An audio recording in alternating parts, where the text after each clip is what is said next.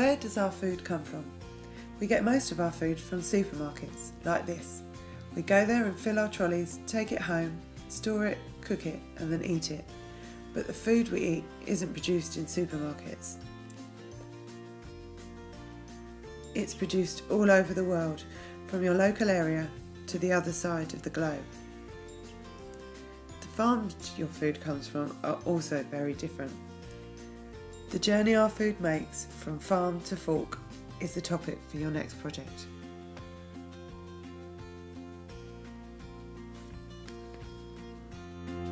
Hello Year 7 and welcome to your first Think Forward International project.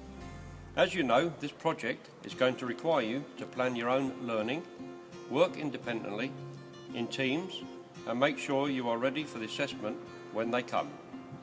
I'm here to help you out on what you need to know about food. Because at the end of this 2-week project, you will be creating a radio advert that informs people on where the food comes from. The reason I'm here today is because I'm an expert on where food comes from. I'm a farmer. My farm is just up the road from you in Medway, and this is a busy time of year for me as I prepare the food that you will be eating in the next few weeks. But not all food comes from farms like mine that are in Kent.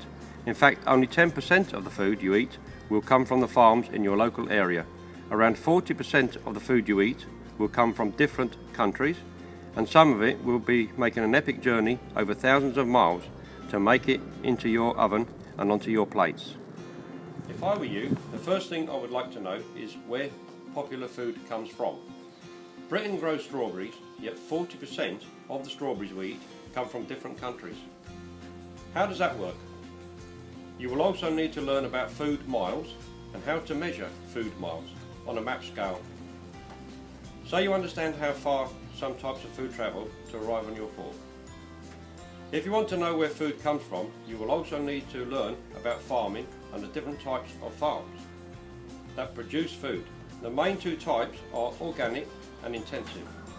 But what do these words mean?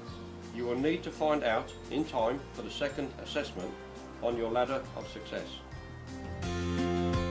Once you know about different types of farms, you will need to take your learning search to a global level. To learn what the Global Food Network is, you will have a little help from a very famous farmer. The Global Food Network is massive and very complicated, so you will need to take your time to prepare for your third assessment. The final learning section is about 2 C words, climate and carbon. You will need to understand what the word climate means and how climates are different around the world. In terms of carbon, you will need to learn about your carbon footprint and how the food we eat affects our carbon footprint. Once you know all this, you will be ready to make your radio advert. That will help people understand where your food comes from. You will need to include all your learning, food miles, scales, the difference between organic and intensive farming, what the Global Food Network is, and finally, you will need to get your head around climate and your own carbon footprint. Then, and only then, will you be ready to produce your radio advert. But how do you do this? What will you need to know? What will it be like? Will you have a jingle? What will you tell people? Your final radio advert will be assessed and the best put through to a showcase with an expert judge. Good luck Year 7, you are going to need it.